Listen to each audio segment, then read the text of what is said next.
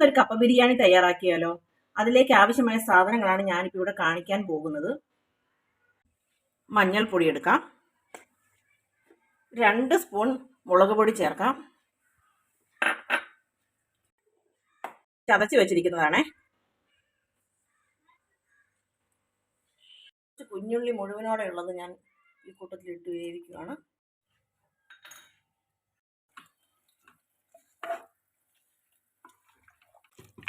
ഞാൻ ഒരു 3 പച്ചമുളക് എടുത്ത് വെച്ചിട്ടുണ്ട്, അതുകൂടി ചേർത്ത് വെക്കാം.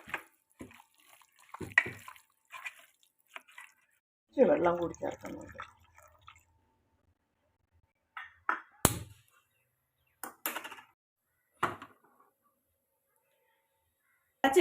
അടച്ച് വെച്ച് വേവിക്കാം.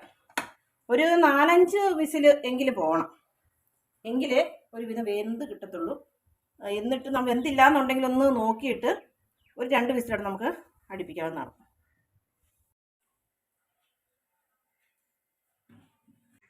കുറച്ച് മുറിഞ്ഞു പോയിട്ടുണ്ട് കേട്ടോ.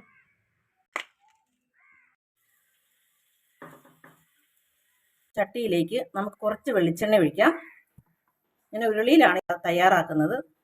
എണ്ണ ചൂടായി വന്നപ്പോൾ കുറച്ച് കടുകിടാം.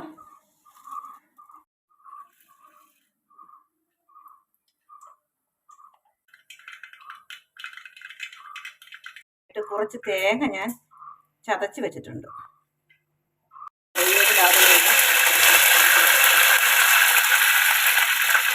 2 സ്പൂൺ മീറ്റ് മസാലയാണ് ഞാൻ ചേർക്കുന്നത്.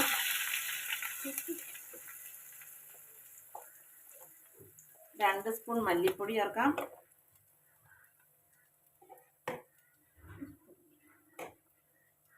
കൂടി ഒന്ന് ഇളക്കി യോജിപ്പിക്കാം.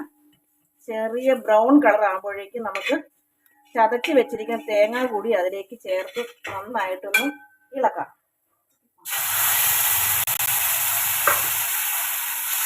നന്നായിട്ട് ചൂടായി പച്ചമണം ഒന്ന് മാറിക്കോട്ടെ, അതുവരെ നമുക്കൊന്ന് ഇളക്കി കൊടുക്കാം. നന്നായിട്ട് ഇളക്കി യോജിപ്പിച്ച് കൊടുക്കാം. ഇതിനകത്ത് നമ്മൾ ചേർത്തിരിക്കുന്നത് മല്ലിപ്പൊടിയാണ്.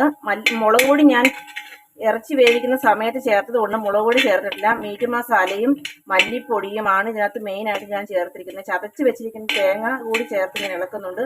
ഒരു ബ്രൗൺ കളർ കരിഞ്ഞു പോവാതെ സൂക്ഷിക്കണം കേട്ടോ. ഇനി വേവിച്ച് വെച്ചിരിക്കുന്ന ഈ ഇറച്ചിക്കൂട്ട് അതിലേക്ക് ചേർത്ത് കൊടുക്കാം. എന്നിട്ട് നന്നായിട്ടൊന്ന് ഇളക്കി യോജിപ്പിക്കാം.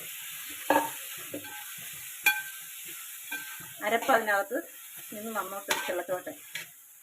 നന്നായിട്ടൊന്ന് ഇളക്കി വീണ്ടും വീണ്ടും യോജിപ്പിച്ച് കൊടുക്കാം. ഇത് കണ്ട കപ്പ 2 കിലോ കപ്പയാണ് ഞാൻ ഇതിവിടെ എടുത്തിരിക്കുന്നത്. ഉപ്പും മഞ്ഞൾപ്പൊടിയും ഇട്ട് വേവിച്ച് വെച്ചിരിക്കുന്നതാണ്. ഇതിലേക്ക് നമുക്ക് ഇളക്കി ചേർക്കാം. നന്നായിട്ടൊന്ന് ഇളക്കി ചേർത്ത് കുറച്ച് കുരുമുളക് പൊടിയും കൂടി നമുക്കിതിൽ ചേർക്കാം.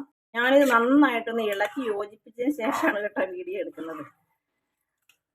ഇനി നമുക്ക് കുറച്ച് കുരുമുളക് കൂടി ചേർക്കാം, പൊടി ചേർക്കാം കേട്ടോ.